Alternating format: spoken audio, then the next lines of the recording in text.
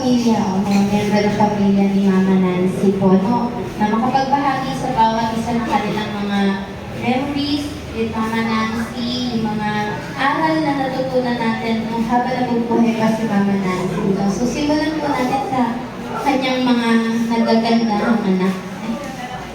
At hindi agad si Ate. So simulan po natin kay Ate Panpan.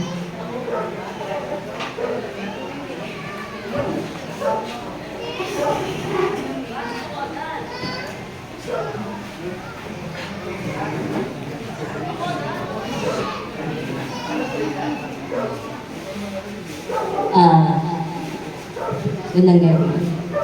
Actually, sa totoo lang, ito talaga yung sa lahat ng buong panahon na kasama ko sa mama, na lagi kami nag-ano, ito talaga yung nasabi ko. Kapag nasa tindahan kami, hindi ko maintindihan noon, Ma, bakit mo ba kinukuha ito? Alam mo naman na ginaganyan ka nila.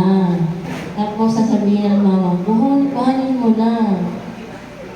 Hanggang sa dumating ang panahon, naiintindihan ko na, ganun na pala. Kumbaga sa kaaway-kaaway, kaibigan ay kaibigan. Tapos, kapag kami ni mama, mas madalas kasi, kumbaga sa akin, medyo ko kasi, nung time na si mama ay umaano na siya. Talagang ako lagi kasama niya nagpapa-check up sa mga Kumbaga, may times na naiinis ako. Hindi ko rin naman siya Kumbaga, kahit alam naman niya na bawal, sige pa din siya. Lagi na kami nagkakailangan. Pero pagkatapos nun, nandun pa din na, wala, sasamahan ko pa din siya. Hanggang dito sa huling na to, November 5. Sa totoo lang, natatakot din ako. Noong time na ang kinuha na nilang ambulansya, natatakot talaga ako nun kasi ang iniisip ko, makukonfine si mama in her conditions. Tapos yun na nga, sa awa naman ng Diyos, hindi pa rin siya na-confine. Pero nagulat din ako kasi although yung mga findings sa kanya halos normal yung maliban talaga sa sugar. Parang ang bilis.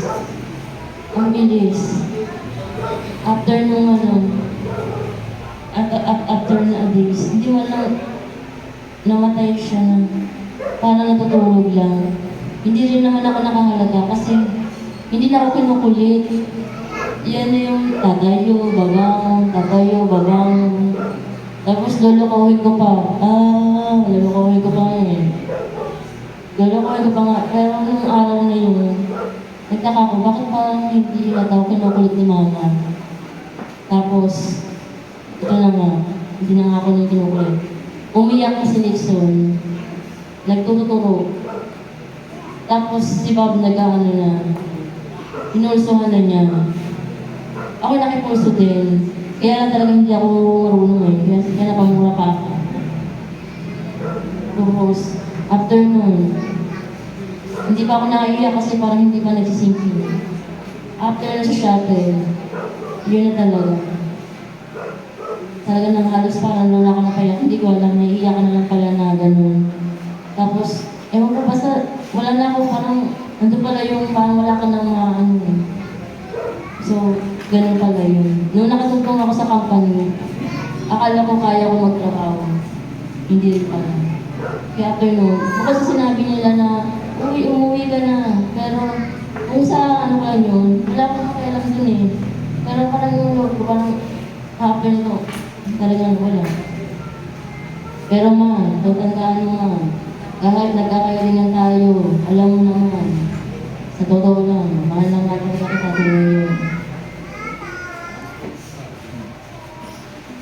Maraming salamat po. Ngayon naman po ay tinatawag ko si Ate Bob. Yan. pumunta ka na po dito.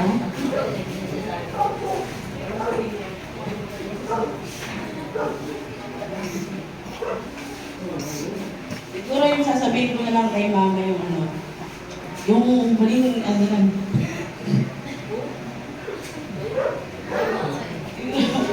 Yung huling memories na rin niya.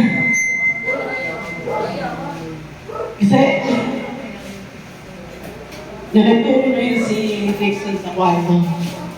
Parang doon ako kinabahan.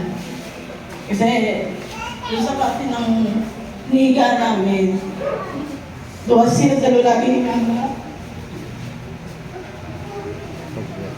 Doon sila lagi kasi kapag papasok si mama sa kwarto. Doon ako kinabahan. Kaya pag balik ko sa sala, wala na talaga si mama. Akala lang ni mama tsaka ni ate may tulog pa rin. Pero, hindi lang kasi sige wala na talaga. Sa mama. Wala na si mama ngayon. Masaya siya. Masaya talaga. Kami na bata pero kay papa, kay mama. Salamat siya kapatawad sa lahat. Yun lang.